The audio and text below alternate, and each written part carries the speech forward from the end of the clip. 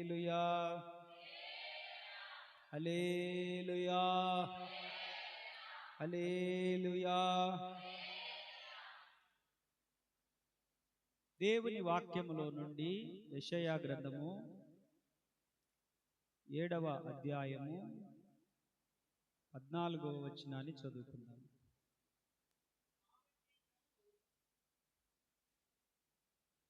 చదువు.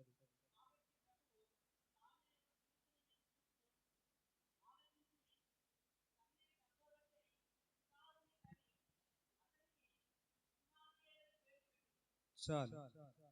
యెషయా గ్రంథంలో 7వ అధ్యాయంలో 14వ వచనములో చదువుకుంటున్నాం. కాబట్టి ప్రభువు తానే ఒక సూచన చూపును, ఆలకించుడి, కన్యక గర్భవతి అయి కుమారుని కని అతనికి ఇమ్మానుయేలను పేరు పెట్టును. ఫుట్ నోట్స్ లో 2 అని ఉంటది. ఇమ్మానుయేలు అంటే అర్థం ఏంటి? ఆ ఇమ్మానుయేలు అనే దాని మీద 2 అని అంకె వేసి ఉంటది. దాని నెత్తి మీద టక్కని కొడితే కిందికి వచ్చి అర్థం. అక్కడ దేవుడు మనకు తోడై ఉన్నాడని ఉంటుంది. ఆమేన్. యేసుక్రీస్తు పుట్టక మునుపు 700 సంవత్సరాల క్రితం యెషయా ప్రవక్త ప్రవచించినటువంటి ఒక ప్రవచనం. ఆహాజు రాజు కాలంలో ఏమంటున్నాడనంటే, అయ్యా,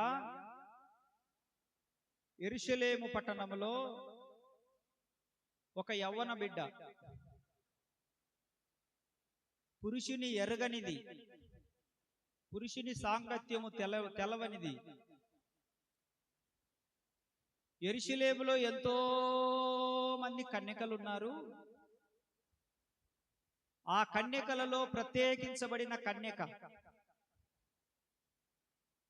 ఆమె పేరు మరియా. ఆ మరియా అనేటువంటి ఒక పవిత్రురాలైనటువంటి కన్యకకు పరిశుద్ధాత్ముని ద్వారా దేవాతి దేవుడు, వాక్యమయున్న దేవుడు, భూమి ఆకాశములను సృజించినటువంటి దేవుడు, మానవాళిని, సర్వ సృష్టిని, సముద్రమును అందులోని జలచరములను సృజించిన దేవుడు శరీరము ధరించుకొని భూమి మీదికి వస్తాడు అని చెప్పి యేసుక్రీస్తు ప్రభువారు పుట్టక మునుపు 700 సంవత్సరాల క్రితం చెప్పాడు ప్రభు. దేవునికి స్తోత్రం. గొప్ప విషయం ఇది. అది మత్తయి సువార్తలో 1వ అధ్యాయంలో 22-23 వచనాలలో నెరవేర్చబడింది. అంటే 700 సంవత్సరాల తర్వాత నెరవేర్చబడింది. మత్తయి సువార్త 1వ అధ్యాయము 22-23 చదవండి.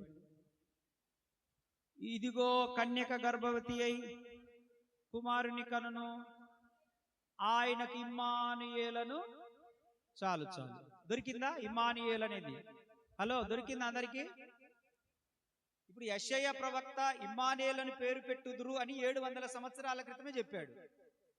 700 సంవత్సరాల తర్వాత మరలా దేవుని యొక్క దూత వచ్చి ఇమ్మానుయేలని పేరు పెడతారు అంటే దాని అర్థం ఏంటి?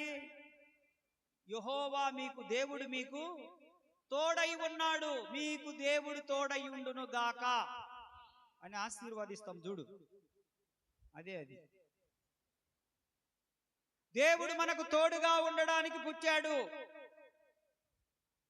అప్పుడు మనం అనాథలుగా ఉండకుండా ప్రభు అన్నాడు, నేను వెళ్ళుట మీకు మంచిది, నేను వెళ్ళి మీకు వేరొక ఆదరణకర్తను పంపిస్తాను.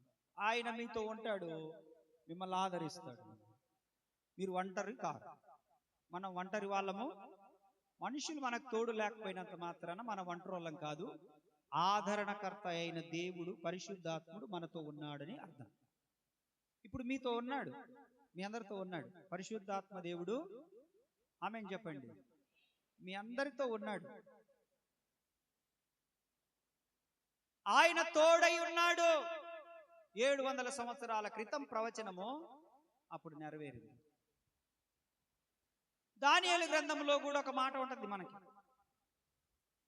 దానియేలు గ్రంథంలో 9వ అధ్యాయం 25వ వచనంలో ఒక మాట కనపడుతుంది మనకు. దానియేలు గ్రంథంలో 9వ అధ్యాయం 25వ వచనంలో ఆయన కూడా ఒక ప్రవచనం చెప్పాడు.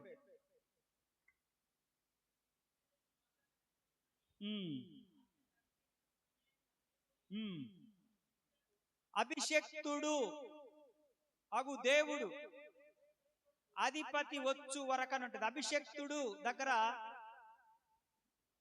ఏమనుంది? మెస్సియా అని ఉంటుంది. మెస్సయ్యా అంటే రక్షకుడు. ఆమేన్. మనం అప్పుడప్పుడు పాటలు పాడతాం. రక్షకుడు దయించినాడట మన కొరకు పరమా రక్షకుడు దయించినాడట. ఎవరైనా రక్షకుడు. అందుకే తిమోతి రాసిన పత్రికలు ఏమంటాడు? 1:26లో పాపులను రక్షించుటకు క్రీస్తు యేసు లోకమునకు వచ్చు. మత్తయి సువార్త 1:23లో ఏమంటాడు? ఆయనే తన ప్రజల పాపములను చదువు. మత్తయి సువార్త 1:23 1:21 చదువు. తన ప్రజలను వారి పాపముల నుండి ఆయనే. ఎవరాయన? మెస్సయ్యా. చెప్పండి, ఎవరాయన? చెప్పాలి, ఎవరాయన? ఎవరాయన? మెస్సయ్యా అంటే యేసు క్రీస్తు. యేసు క్రీస్తు అనండి. యేసు అంటే రక్షకుడు, క్రీస్తు అంటే అభిషిక్తుడు. అభిషిక్తుడు అనండి. యేసు అంటే రక్షకుడు. చెప్పండి, యేసు అంటే ఏంది అర్థము? క్రీస్తు అంటే అభిషిక్తుడు. ఇప్పుడు రెండు పేర్లు యేసు ప్రభుయే, రెండు కలిపి మెస్సయ్యా. చెప్పండి, మెస్సయ్యా అన్న, రక్షకుడు అన్న, యేసుక్రీస్తు అన్న ఒకటి. స్తోత్ర. దానియేలు కాలంలో ప్రవచించిన ఆ ప్రవచనాన్ని 2025 సంవత్సరాల క్రితం నెరవేర్పులోనికి తీసుకొని వచ్చాడు ప్రభు. మరి యేసు ప్రభు ఇంకా పురాతనమైనోడా? ఆది కాండంలో చూసుకుందామా? ఆయన ఇంకెంత పురాతనమైనోడు? 3వ అధ్యాయం 15వ వచనం. ఆది కాండంలో 3వ అధ్యాయం 15వ వచనం. ఆయన ఇంకెంత పురాతనమైనోడు చూడు.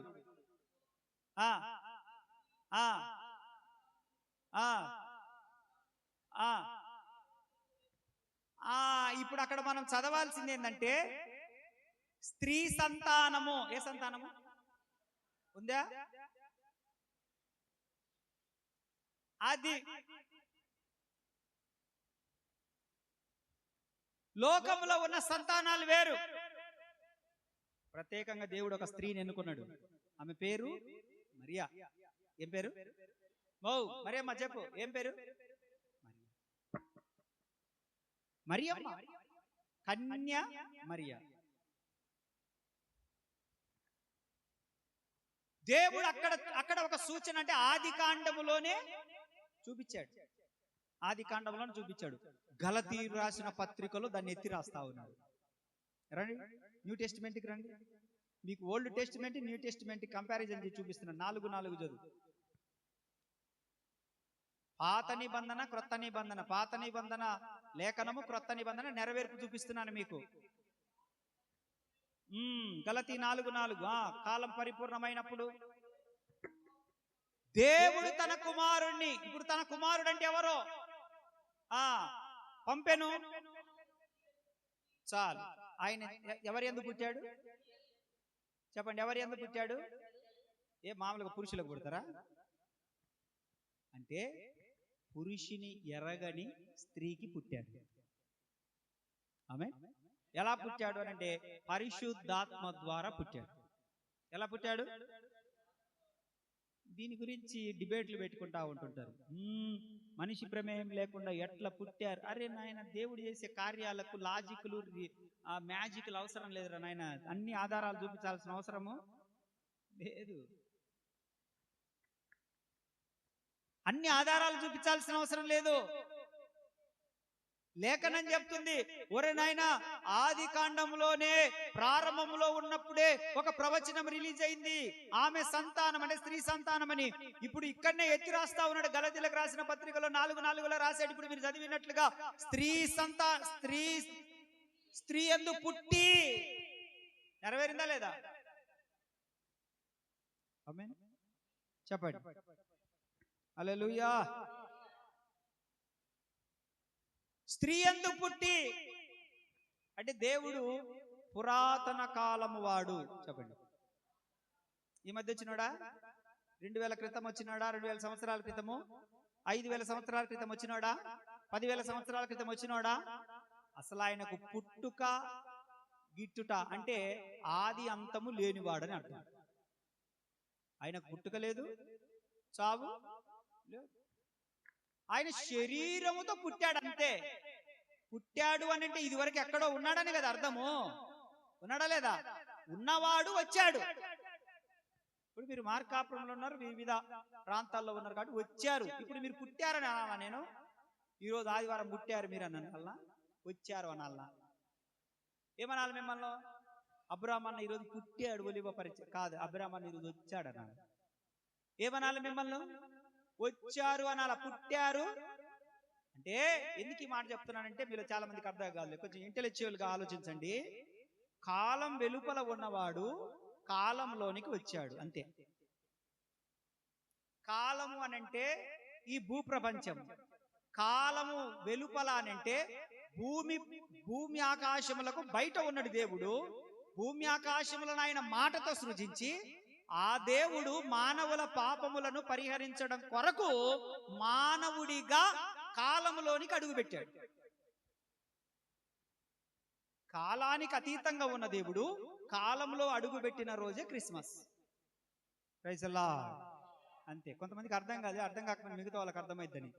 కాలం వెలుపల ఉన్న దేవుడు, కాలం రేపు మనందరం చచ్చిపోయినాక మనందరం చచ్చిపోయిన తర్వాత ఎన్ని సంవత్సరాలు బతుకుతారు మీరు? ఎన్నేళ్ళు బతుకుతారు మీరు ఇప్పుడు? సరే, మీ బుద్ధి పుట్టిన అన్నేళ్ళు బతకండి, మంచిది, సంతోషం. మీరందరూ చనిపోయినాక ఎక్కడికి వెళ్తారో తెలుసా?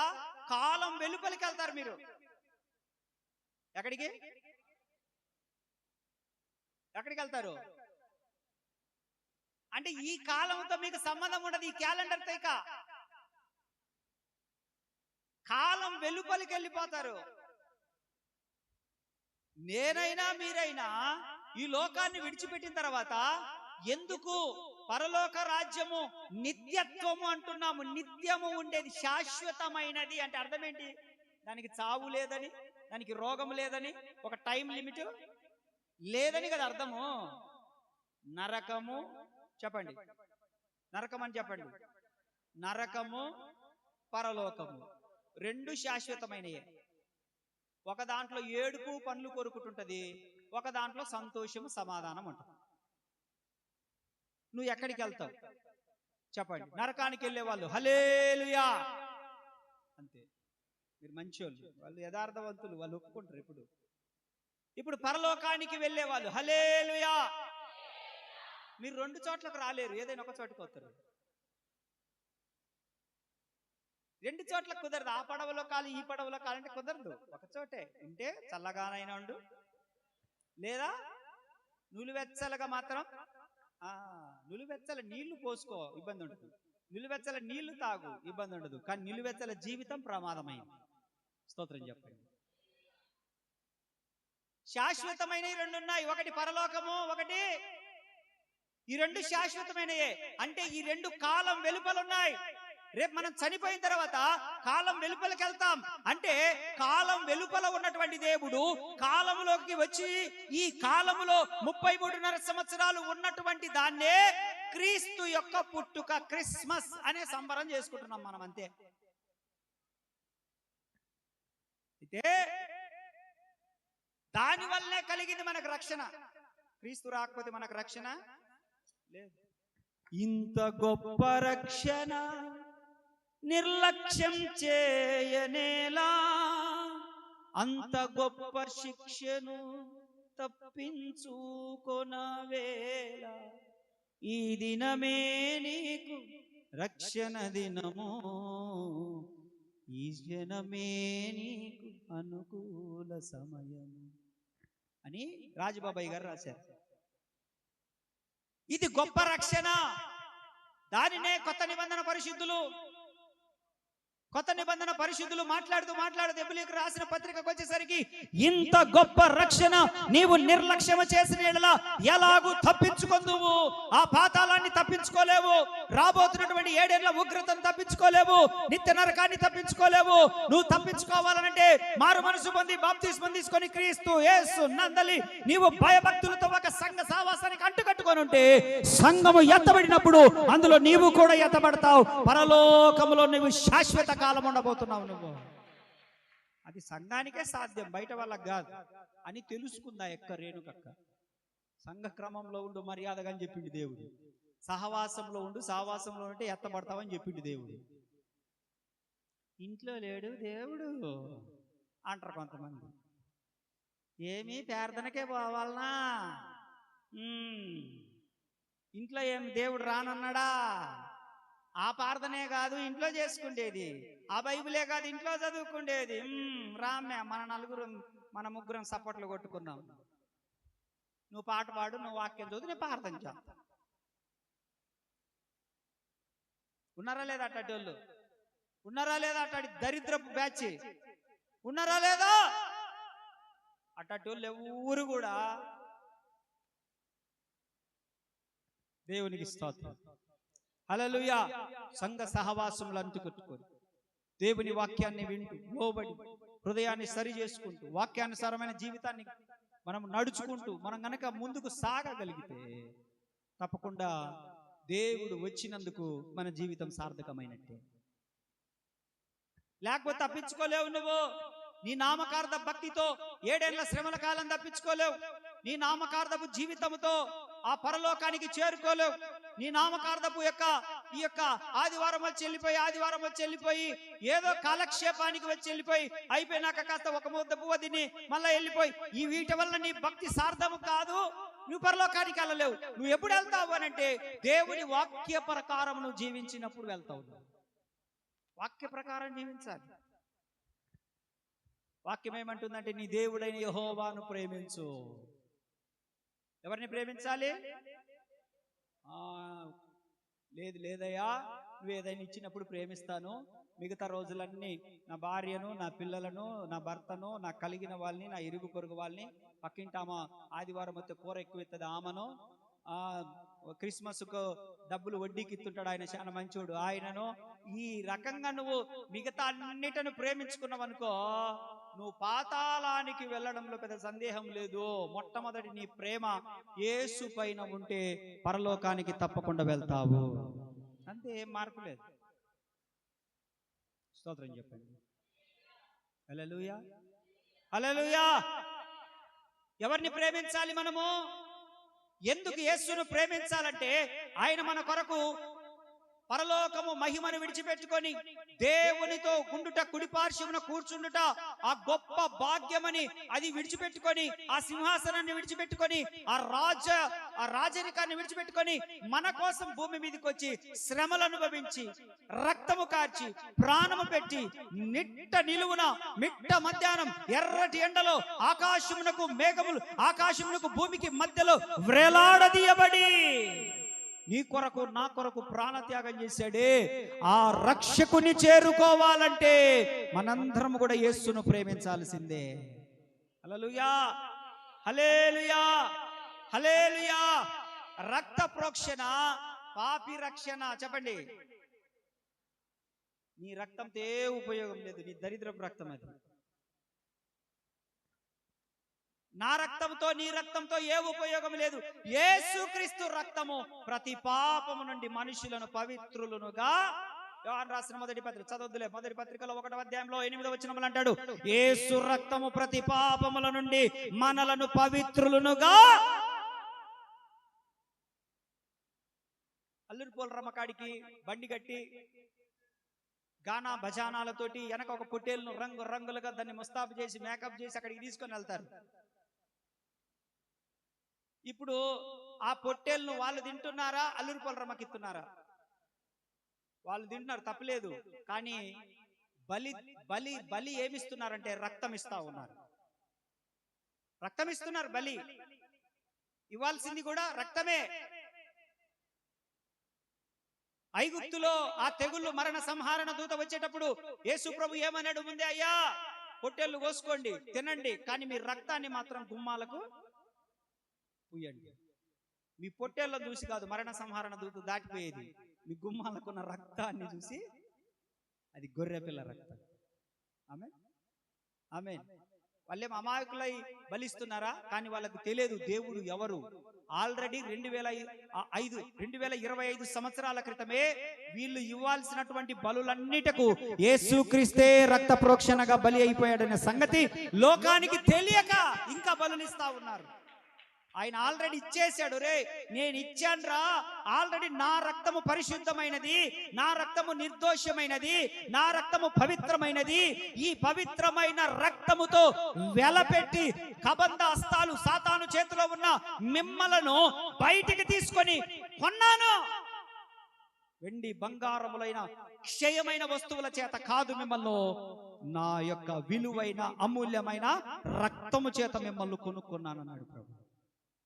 అంటే రక్తము కార్చి మనల్ని కొనుక్కున్నాడు ప్రభు. దేవునికి స్తోత్రం. ఏం కార్చాడు? రక్తం. ఎందుకు? రక్తంలో ప్రాణం ఉంటది. ఏముంటది? ప్రాణం ఉంటది మీ రక్తంలో. గుద్ది గుద్ది గుద్ది గుద్ది ఇవన్నీ అవసరం లేదు. ఈడ కోస్తే చాలు సత్తడు. అట్టనే ఈడ కోసుకుంటే చాలు సత్తడు. కొంతమంది ఇంట్లో తల్లిదండ్రులను భయపెట్టడానికి, నేను నువ్వు వద్దన్నావంటే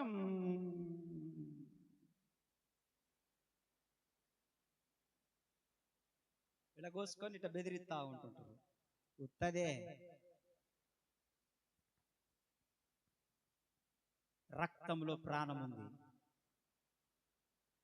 నువ్వు పొరపాటున గాని నీ స్వతహాగా నీ శరీరాన్ని నువ్వు గాయపరచుకోవడానికి నీకు హక్కు లేదు. నీకు ఆత్మహత్య చేసుకోవడానికి హక్కు లేదు. నీ శరీరాన్ని పొడుచుకోవడానికి హక్కు లేదు. కొట్టుకోవడానికి హక్కు లేదు. చంపకబెట్టి నీకు నువ్వు కొట్టుకోవడానికి. ఎందుకనంటే ఆల్రెడీ నిన్ను దేవుడు రక్తం ఇచ్చి కొనుక్కున్నాడు. నీవు నీ సొత్తు కాదు. నువ్వెవరి సొత్తు? ఊరిక బతుకుపోరా అని ఇచ్చాడు. కొంతకాలం 70 ఏళ్ళలో 80 ఏళ్ళలో, అది కూడా ఆయాసము. స్తోత్రం. హల్లెలూయా. పవిత్రంగా ఉంచాలి మన దేహాలను, పవిత్రంగా ఉంచాలి మన శరీరాలను. అపవిత్రమైన వాటికి మన శరీరాలను అప్పగించకూడదు. అపవిత్రమైన మన శరీరాలతో చేయకూడదు. అపవిత్రమైన వాటిని మన కళ్ళతో చూడకూడదు. రకరకాలైనటువంటివి మన కళ్ళ ముందుకు వచ్చినప్పుడు వాటిని కళ్ళంతా పెద్దగా చేసుకొని చూడడం ద్వారా నీ కన్ను చెడినదైతే నీ దేహమంతయు చెడిపోవని అంటున్నాడు దేవుడు. నీ దేహం చెడిపోవడానికి, తద్వారా నీ మీద శిక్ష రావడానికి గల కారణం ఏదో నువ్వు పెద్ద పెద్ద నేరాలు చేసావని కాదు. నీ దేహముతో, అంటే నీ కండ్లతో చూడకూడని అపవిత్రమైనటువంటి ఒక నగ్నమైన దృశ్యాలను చూసావు. అది కూడా నీ మీద నేరస్థాపన చేస్తుంది. కాబడతా అంటున్నాడు ప్రభు. కాబట్టి నీ కన్ను చెడినదైతే హోల్ బాడీ అపవిత్రమైపోతుంది. మన శరీరాన్ని కాపాడుకోవాలి. ప్రైజ్ అల్లాహ్. హల్లెలూయా హల్లెలూయా. పోయిన వారంలో మనం చదువుకున్న మీకా గ్రంథం 5:2లో బెత్లెహేమ ఎఫ్రతా యూదా వారి కుటుంబంలోను స్వల్పమైన, ఇప్పుడు చదవద్దులే, అదంతా కూడా పోయిన వారం మనం చదువుకున్నాం. అయితే ఇక్కడ ఒక మాట నెరవేర్పు. ఐగుప్తు దేశంలో నుండి పిలిచిన దేవుడు. మొట్టమొదటి 3 మాటలు చెప్పి నేను ముగిస్తాను. ఒకటి అంటిక్ చేసుకోండి. మొదటిగా దేవుడు చెప్పాడు అని రాసుకోండి. దేవుడు చెప్పాడు. వర్తమానం ఎవరు పంపించాడు? ఫస్ట్ ఆదికాండంలో 3వ అధ్యాయంలో 15వ వచనంలో దేవుడు చెప్పాడు. రెండవది ఎవరు చెప్పారంటే ప్రవక్తల ద్వారా చెప్పించాడు. యేసు ప్రభు వస్తాడని ప్రవక్తల ద్వారా. యెషయా గ్రంథం 7వ అధ్యాయం 4వ వచనం, 9వ అధ్యాయం 6వ వచనం చదవండి. యెషయా గ్రంథంలో 9:6 చదవండి. ఒక మాట, ఏలయనగా మనకు శిశువు పుట్టెను, మనకు కుమారుడు అనుగ్రహించబడెను, ఆయన భుజము మీద రాజ్యభారముండును. ఆయన ఆశ్చర్యకరుడు, ఆలోచనకర్త, బలవంతుడైన దేవుడు, నిత్యుడగు తండ్రి, సమాధానకర్త అయిన అధిపతి. స్తోత్రం. చెప్పండి అందరు గట్టిగా, చేతులెత్తి చెప్పండి హల్లెలూయా, హల్లెలూయా. ఆశ్చర్యకరుడు. యేసుప్రభు ఎలాంటి వాడు? ఆలోచనకర్త, బలవంతుడైన దేవుడు, నిత్యుడగు తండ్రి, సమాధానకర్త.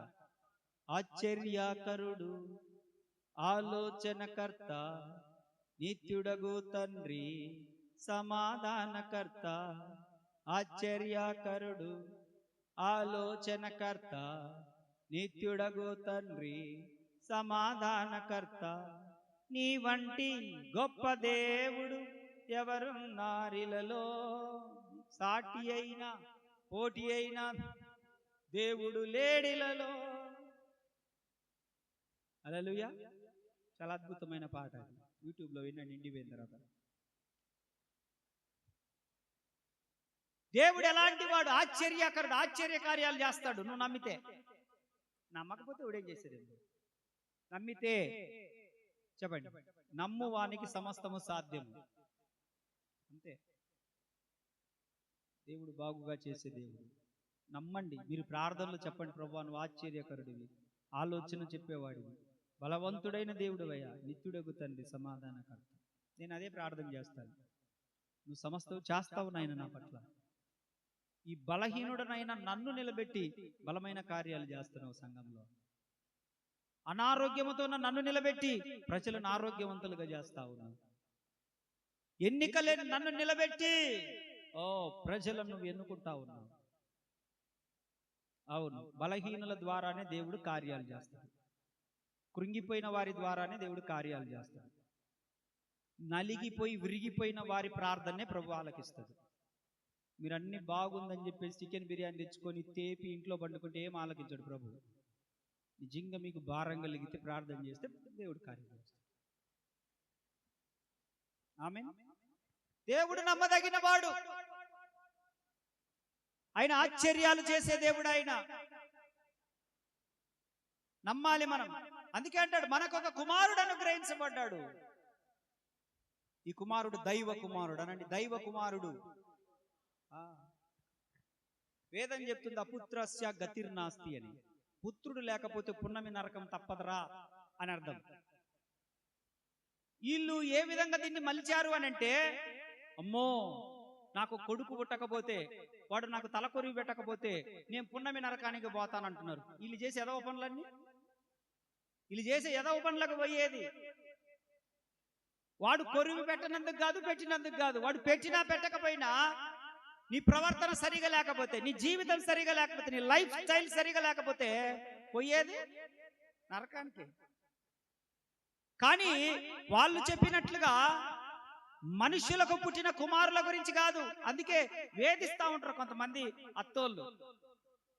దీనికి ఇంకా నలుసుగు లేదు, ఎప్పుడు ఇది ఇంకా ముగ్గురిని కన్నది బర్రె కన్నట్టు. ముగ్గురు ఆడయే, ఏం చేసుకోవడానికి ఆడయి. మరి ఈమె మొగోడేమో, ఈమె కూడా స్త్రీయే కదా. స్త్రీ కాబట్టే కదా పెళ్లి చేసుకుందా. ఆమె పిల్లలను కన్నది అట్నే కదా. ఆమె పుట్టలేదా ఆడపిల్లలు? కొంతమంది ఆడపిల్లలు పుడితే ఏందో అది వీళ్ళ తప్పు, అమ్మాయి తప్పు అన్నట్టుగా అనుకుంటారు. అమ్మాయిది కదా, అబ్బాయిది. అసలు పిల్లలు పుట్టకపోవడానికి కారణం ఆడపిల్ల పుట్టినా మగ పిల్లోడు పుట్టినా అబ్బాయిది సమస్య. మీరు ఏ డాక్టర్ అయినా పోయి కనుక్కోండి, అమ్మాయిది కాదు. ఇప్పుడు మీకు గాల్లో తేలినట్టుందే, ఏముందో మీకు మామూలు ఉండదు. మీకు చూడు అన్న మా వైపు, మా పక్షాన్ని నిలబడతాడు అన్న. ఈ యొక్క విషయం మిమ్మల్ని మెచ్చుకోవాల్సిందే. తప్పించుకున్నారు మీరు. అమ్మా మీ కొడుకుదమ్మా ప్రాబ్లము. అమ్మాయి పుట్టాలన్నా అబ్బాయి పుట్టాలన్నా అమ్మాయిలో ఏం లేదమ్మా, అబ్బాయిలోనే ఉంది. ఆ క్రోమోజోమ్స్ చేంజ్ అవ్వడం ద్వారా జరిగే ఆ కిరణ జన్య సంయోగ క్రియ సంథింగ్ అంటారు వాళ్ళు. దాంట్లో మనకు సైన్స్ తెలియదులే. ఫల్దీకరణం. ఆ ఫల్దీకరణములో ఉన్నటువంటి పరిస్థితిని బట్టి అమ్మాయి పుడతదా అబ్బాయి పుడతదా, ఎక్సా వైవా జెడ్డా ఏబిసిడీలు అన్నీ. ఇంకా మరి నాది లేదు. అమ్మాయిది ఏం ప్రాబ్లం కదమ్మా. కొంతమంది అత్తోళ్ళు వాళ్ళు కూడా స్త్రీలు అయ్యుండి అమ్మాయిని ఏమి ఏడిపిస్తారమ్మా. దీనికి ఆడది పుట్టింది, దీనికి ఆడది పుట్టింది, దీనికి ఆడది పుట్టింది. నీ కొడుకులో ఉంటదే తల్లి, నీకు తెలియదు ఇవిడనే చెప్తే వినవు నువ్వు.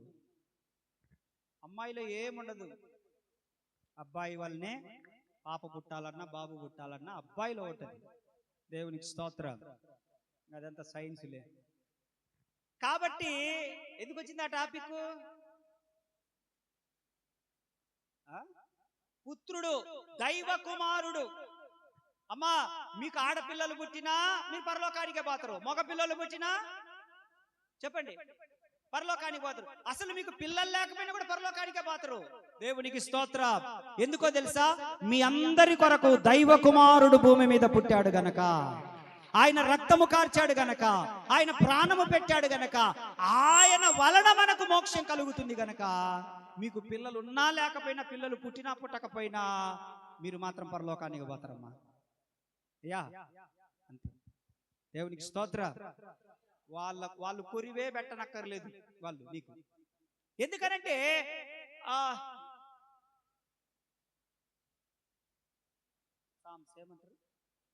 కీర్తనలు 2వ అధ్యాయం, కీర్తనల్లో ఒక చక్కని మాట కనబడుతుంది మనకి అక్కడ.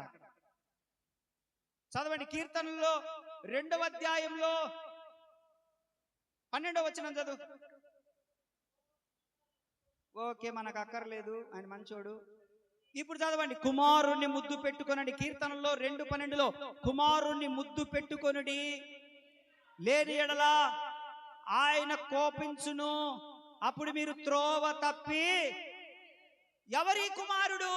దైవ కుమారుడు. చప్పట్లు కొట్టాల. కుమారుణ్ణి ముద్దు పెట్టుకోండి అంటే కుమారునికేమో సెలబ్రేషన్, భోజాతర, బర్త్డేకి ధూమ్ డామ్ డిషా డీజే బాక్సులు డెంట్ డెంట్ డెంట్ డెంట్ డెంట్. కుమారుడు పుడితేనేమో బారశాల బీభత్సంగా ఉంటది. కుమారుడు పుడితేనేమో ఫస్ట్ బర్త్డే జమ్ జమ్ జమ్ అంటది. కుమారుడు పుడితేనేమో అందరికి ఫోన్లు చేయడం ఎక్కడి నుంచి స్టార్ట్ అవుతుంది? ఆశపట్టల నుంచే. కుమారుడు పుడితే ఉత్తోడికి, పచ్చోడికి, మంచోడికి, చెడ్డోడికి, శత్రువుకి కూడా ఫోన్ చేసి అవుతారు. అదే ఆడపిల్ల పుడితే మేము ఫోన్ చేసి కనుక్కోవాలి. ఏందక్క డెలివరీకి తీసుకుపోతే మీకు ప్రార్థన చేసి వచ్చినా కదా, ఏంది డెలివరీ అయిందని? అయిందిలేనా, పిల్ల పుట్టిందిలే అంటుంది. చూడు ఏమంటుందో. ఏందక్క మీకు ప్రార్థన చేసి వచ్చిమే, మరి ఏం డెలివరీ అయిందా పాప? అయిందిలే, పిల్ల పుట్టిందిలే. ఏమి తక్కువ చూపో. అదే అబ్బాయి పుడితే బాగుంటది, వాడు ఎగిరెగిరి తంతాడు ఏదో ఒక రోజు మనల్ని, బాగుంటది. అబ్బాయి పుట్టలే, నన్ను తన్నేటోళ్ళు లేరు.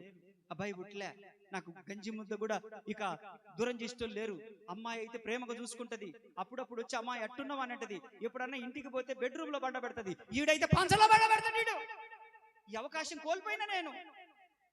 అయ్యో ప్రభు, యేసు ప్రభు, మరియమ్మ తల్లి, పేతురు, యోహాను ఎక్కడున్నారు? అన్యాయం జరిగింది. కలెక్టర్ ఆఫీస్ కాడ దారుణ చెప్ప నెత్తిన పెడతాడు. చేతిలో కూడా కాదు, అడక్కొచ్చుకోపోని.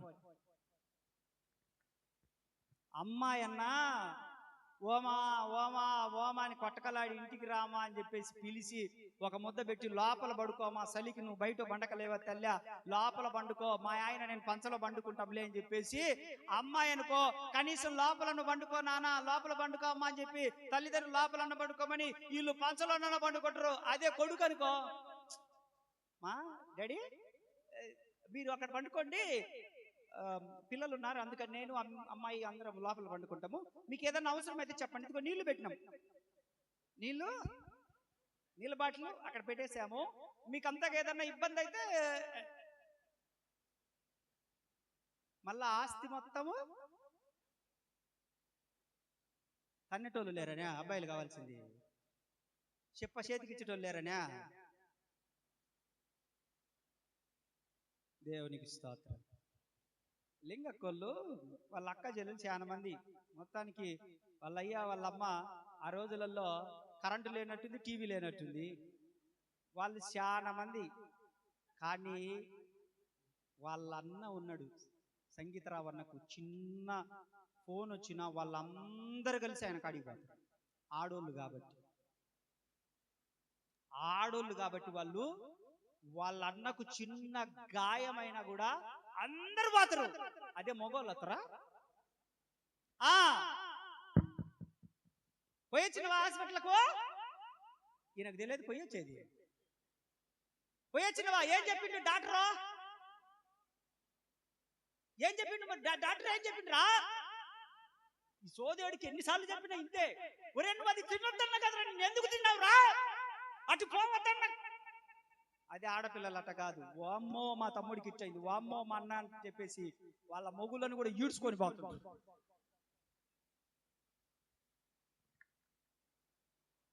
నిజమా కాదు?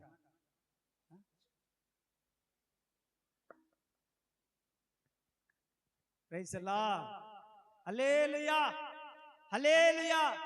కొంతమంది మహానుభావులు ఉంటారు. మిమ్మల్ని అర్థం చేసుకొని మీ పిల్లలు చక్కగా మా అమ్మ మా నాన్న నేను ఈ స్థితిలో ఉండడానికి వాళ్ళే కారణమని కృతజ్ఞతగా మిమ్మల్ని ప్రేమించే కుమారులు కూడా ఉంటారు. దేవునికి స్తోత్రం వారిని బట్టి. కానీ ఎక్కువ శాతం జరుగుతుంది ఇవే. దైవ కుమారుణ్ణి ముద్దు పెట్టుకోవాలి, మన పిల్లలను కాదు. అందుకని ఈడికొచ్చి కుమారుణ్ణి ముద్దు పెట్టుకోమని వాక్యం చెప్పిందని ఈడికొచ్చి మీ పిల్లలు వెండి వజ్ర వైడూర్యాలు ముద్దుతే అట్టనే. కుమారుడు అంటే ఈ కుమారుడు కాదే తల్లి, దైవ కుమారుడు. మన కోసము పాపుల కోసము ప్రాణము పెట్టిన వాడు, రక్తము కార్చిన వాడు, సమాధి చేయబడిన వాడు, మృత్యుంజైన వాడు, మరలా తిరిగి రాబోతున్న వాడు, యుగ యుగాలు తనతో పాటు నివాసము మన కొరకు కనిపెట్టబోతున్న వాడు, బంగారు వీధులలో పరలోక రాజ్యములో నిత్య నివాసముగా ఆ యొక్క పరిశుద్ధులకు మనకు సమానంగా పాలు పంపులు పంచబోతున్నటువంటి వాడు ఆయన. ఇక్కడ ఇల్లు లేదా, అక్కడ పరలోకంలో నీకు ఇల్లుంది. ఇక్కడ మహిమ లేదా, అక్కడ మహిమ ఉంది. ఇక్కడ నిన్నెవరు పొగిడేవారు లేరా? 24 పెద్దలతో, కోట్లాది దూతలతో, కోట్లాది పరిశుద్ధుల మధ్యలో నిన్ను పేరు పెట్టి నిన్ను స్టేజ్ మీదకి పిలిచి నీకు మహిమా కిరీటము, వాడవారని కిరీటము, అక్షయ కిరీటము, భూషణ కిరీటము, జీవ కిరీటము పెట్టబోతున్న దేవుడు ఆయన. ఆ కుమారుడైన యేసు క్రీస్తునందు విశ్వాసం ఉంచి పాప క్షమాపణ పొంది మారు మనసు పొంది నీటి బాప్తిస్మం తీసుకొని సంఘ సావాసం నుండి బల్లలో పాలు పొందితే దేవుని వాక్యం అంటుంది, నా శరీరము తిని నా రక్తము తాగువాడు నిత్య జీవము కలిగిన వాడు, నేను వానితోను వాడు నాలోను, మేము నివసించదము యుగ యుగాలు. చప్పట్లు కొడుతూ దేవుని ఘనపరచండి. అది మ్యాటర్. ఈ పిల్లలను ముద్దు పెట్టుకుంటే వాడు సెల్లు కొనియమంటే సెల్లు కొనియాలి, బండి కొనియమంటే బండి కొనియాలి, సైకిల్ కొనియమంటే సైకిల్ కొనియాలి. లేకపోతే మూతి పగులుతుంది. నీకు నేను అన్ని పగలు కొట్టేస్తాను, నేను ఈ రిమోట్ పగలు కొట్టేస్తా, టీవీ పగలు కొట్టేస్తా, నేను అది పగలు కొట్టేస్తా, నేను ఇంటికి రాను, నేను వెళ్ళిపోతున్నా. ఈ కుమారులు ఇది. ఈ కుమారులు కాదు. ఏ కుమారుడు? దైవ కుమారుడినా. ఆయన పేరు చెప్పండి. ఆయన పేరు, ఆయన పేరు, ఆయన పేరు, ఆయన పేరు యేసు. అందుకని ఆ ముద్దు పెట్టుకొనుడి అంటే ప్రేమకు గుర్తు. యేసును ప్రేమించండి అని అర్థం. ఏంటి? ఎవరిని ప్రేమించాలి? యేసయ్యను ప్రేమిస్తే నువ్వు సంఘాన్ని ప్రేమిస్తావు, సంఘాన్ని ప్రేమిస్తే దైవజనుని కుటుంబాన్ని ప్రేమిస్తావు, దైవజనుని కుటుంబాన్ని ప్రేమిస్తే సేవను ప్రేమిస్తావు, సేవను ప్రేమిస్తే నువ్వు పట్టించుకుంటావు, నువ్వు పట్టించుకుంటే ప్రతి ఆదివారం మందిరానికి వస్తావు, ప్రతి ఆదివారం మందిరానికి వస్తే నువ్వు దశమ భాగాలు ఇస్తావు, దశమ భాగాలు ఇస్తున్న నీవు ప్రతి విషయంలో బాధ్యతగా ఉంటావు. బాధ్యతగా ఉన్న నీవు ఎక్కువగా ప్రార్థనాపరుడిగా, ప్రార్థనాపరురాలిగా మారిపోతావు. స్తోత్రం. హల్లెలూయా, హల్లెలూయా, హల్లెలూయా. దేవుని సొమ్ము దేవునికి ఇవ్వడం నేర్చుకోండి. దశమ భాగాలు మీ సొంతానికి వాడుకుంటే ఏదో ఒక రోజు దేవుడు వాటన్నిటిని వసూలు చేస్తాడు.